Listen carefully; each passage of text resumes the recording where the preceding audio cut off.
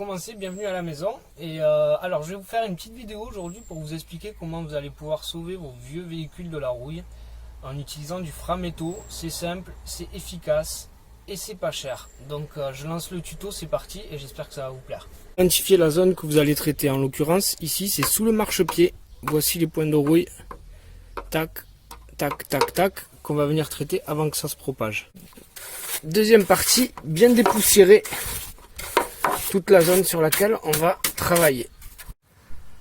Une fois dépoussiéré, avec un tournevis, on va venir gratter les parties où la peinture commence à se décoller afin d'avoir une surface libre de tout morceau de peinture et de rouille. Donc bien gratter au tournevis. Munissez-vous d'une brosse métallique comme ceci et venez débarrasser les zones de la rouille afin de les traiter. Alors prenez une éponge, humidifiez-la légèrement,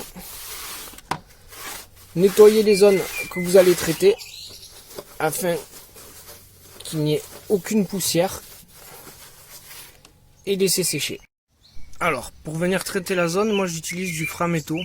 C'est clairement le meilleur produit, ça traite en profondeur, voilà. Par contre, il faut savoir que ça laisse une trace noire. On peut peindre par-dessus, mais le mieux c'est de l'appliquer sur des parties non apparentes, ou sinon il faudra venir peindre par-dessus.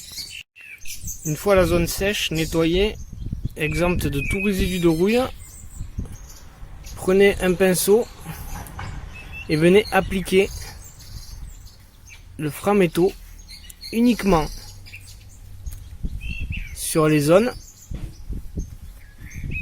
où il y a de la rouille. Voici le Frametto appliqué sur les zones où la rouille commençait à se propager.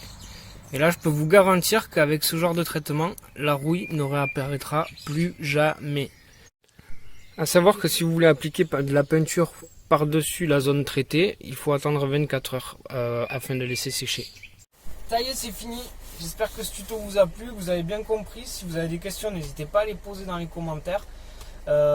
Si ça vous a plu, surtout abonnez-vous. Et j'espère vous retrouver très vite dans un petit tuto. À bientôt.